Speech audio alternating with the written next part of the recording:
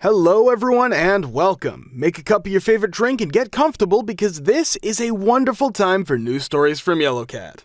Send your own stories in the comments below and maybe they'll be in our new video. So, I, 26 male, am a twin. My brother and I had a very rough childhood and it took a horrible toll on him. He ended up with really debilitating mental illness and has suffered from substance addiction since we were in our teens. I love my brother so much and have always done my very best to be there for him, but if any of you have had a loved one with these issues, you know how hard it can be. 2 weeks ago, he died of an overdose. It broke me, honestly. Despite everything, he was my best friend in the world and I feel like a spare part without him. My brother lived by himself in a flat, which is where he died. I won't get too detailed, but it was a few days before he was found, so there was some cleanup required in the flat. I guess he was in rent arrears too, because yesterday, 3 days after my brother's funeral, his landlord reached out to me via Messenger. He said, and I quote, "Hi, my name. I'd once again like to tell you how sorry I am for your tragic loss. I cannot imagine how you feel having lost brother's name. I know you were his only next of kin, so I'd just like to get the feelers out vis-a-vis a monetary issue. Brother was quite behind on his rent and owed £1,500. With the cleanup I paid for the following incident, the total comes to £1,550. As you are the sole inheritor of his estate, I'd like to negotiate with you how we're going to go about reimbursing this payment. I understand this is a large sum, so I'm willing to work out a monthly plan if that works best for you." Honestly, I kinda flipped. My brother hasn't even been dead a month, hasn't even been in the ground for a week. I'm very much still grieving. I haven't even really processed that he's gone. I can't really believe that this guy thinks it's appropriate to start bugging me for money so soon. I went on a huge rant to my husband about it and ended up not responding to the message, but screenshotting it and posting it to Facebook. Several of my friends agreed that this guy was totally over the line, but he messaged me later absolutely furious that I was trying to ruin his livelihood and lambasting him for doing his job. We ended up having a bit of an argument where nothing really got resolved. Was I out of line here? Was I justified? Edit. Something I've realized was unclear. The cleanup LL paid for was not the biohazard cleanup. My husband and I paid for that, however the landlord paid for an ordinary domestic cleaning service to come in afterwards and after my brother's stuff was collected. This is the cleaning cost he referred to. Edit number 2. Something came up a lot, so I'll put it here. This dude owns at least 5 properties currently and has been a landlord for at least 25 years per his own website and social media. I highly doubt my brother is the first tenant death he has ever dealt with. Edit number 3. Adding this purely because people told me to, but in the subsequent messages the LL called my husband racial slurs. You're wrong. I'm really sorry for what you've been through, but I think publicly posting this message was wrong. The landlord needs to make a living, especially at a time when people are struggling financially, and as miserable as this has been for you, you do have to be prepared to tie up loose ends. The landlord waited 2 weeks and phrased his request as tactfully as he could under the circumstances. If you felt it was too soon for you to deal with this, you could have simply told him that instead of exposing him to public ridicule. You're not wrong at all. You have no legal obligation to pay his debts. Debts of an estate are not inherited. The estate pays its own debts if the deceased has assets to do so, and if it can't, then the creditor is out of luck. That being said, don't get too hung up on the sensitivity part of the issue. It isn't surprising that a creditor who is out of luck on the money he is owed would make an attempt to try to collect, and we can't expect every single person in the world to be sensitive to what we are going through. You owe him nothing, but at the same time, he really doesn't owe you anything either. That may sound harsh, but it is reality. If your bro did have any money left over, every creditor would try to be the first in line to collect because each of them knows that if they aren't, they're going to have to absorb that loss. You're wrong, but only because you posted it directly on social media without trying to resolve it with the person directly. Inappropriate as it may be to ask you so soon, he really is just doing his job.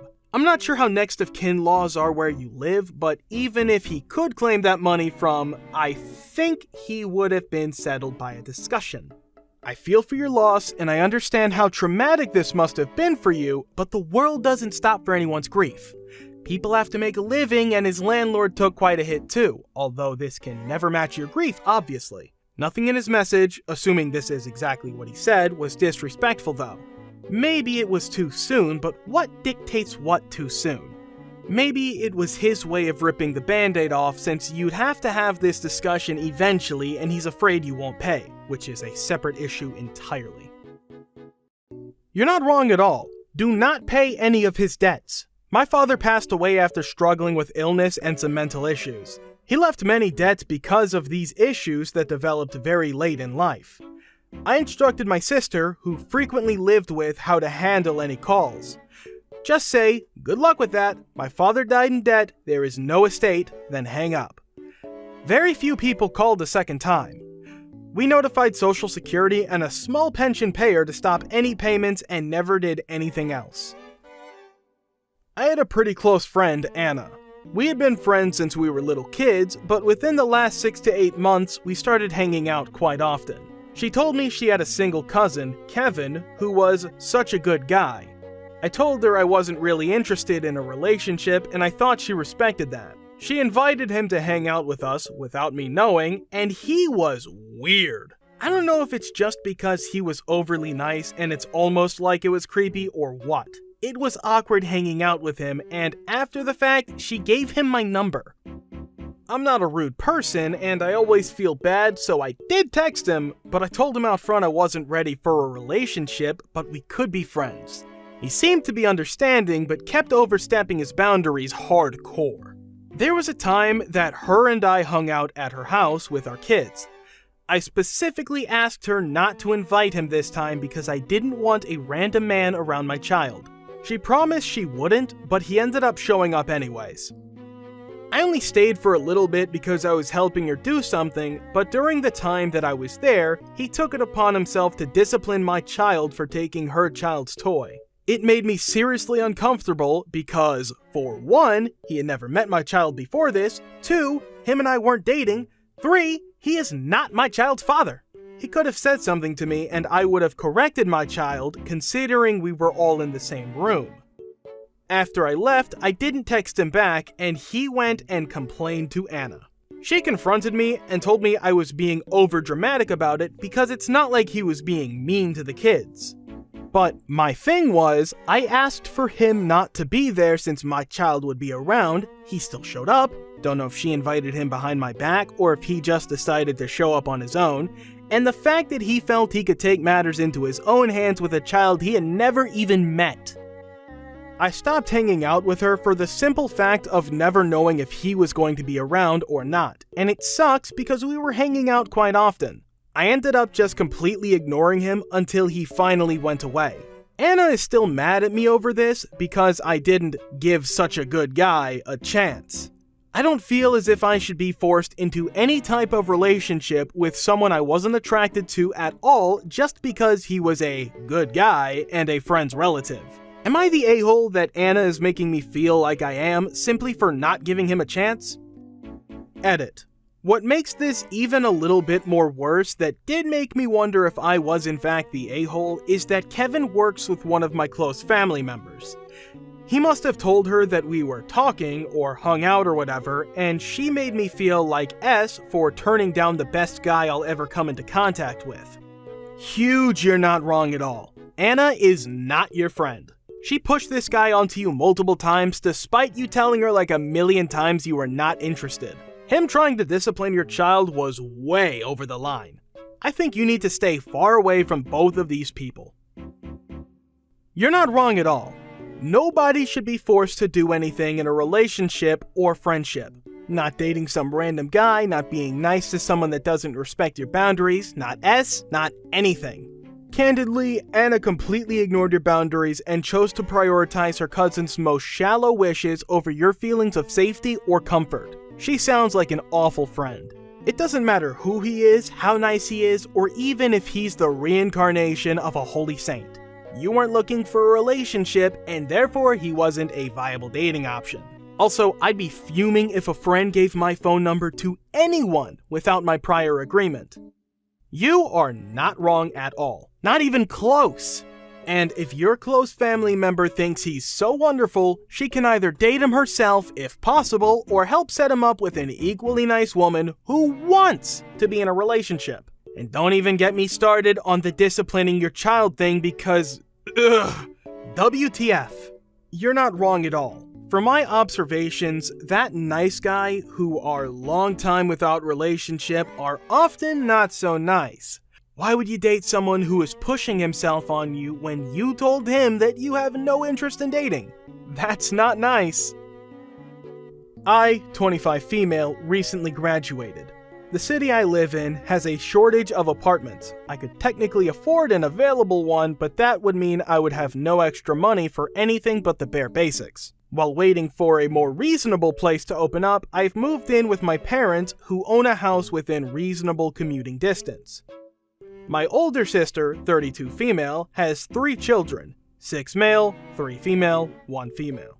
We aren't very close as her entire identity since her oldest was born is Sam.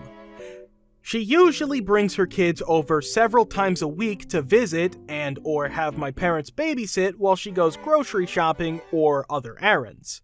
I'm not really a kid person, don't plan on having any myself, and I can tolerate hers in small doses. Before, when I lived on campus, this wasn't really an issue. Now, however, I feel like I never get a break from kids. My parents don't allow them in my room, but when they're here, I can't go out and relax in the living room since they're in there. My room is fairly small, and I don't like being cooped up in it all day when they visit.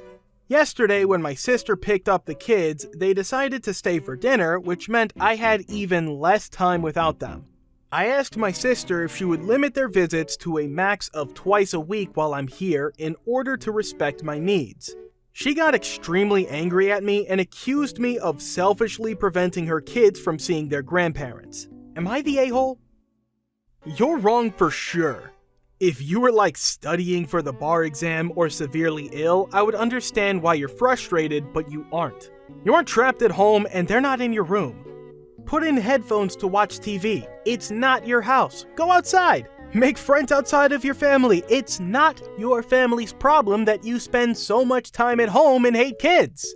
Nothing wrong with not liking kids, but no need to express this to people bringing children to homes that aren't yours. You're wrong. LOL, are you joking? You have no right to ask anything of her when you are not the owner of the home. Move out if you want your own space so bad, especially if you can afford it. Get over yourself. Thank you for watching. Thank you for subscribing, the likes, and the comments. See you in the next video.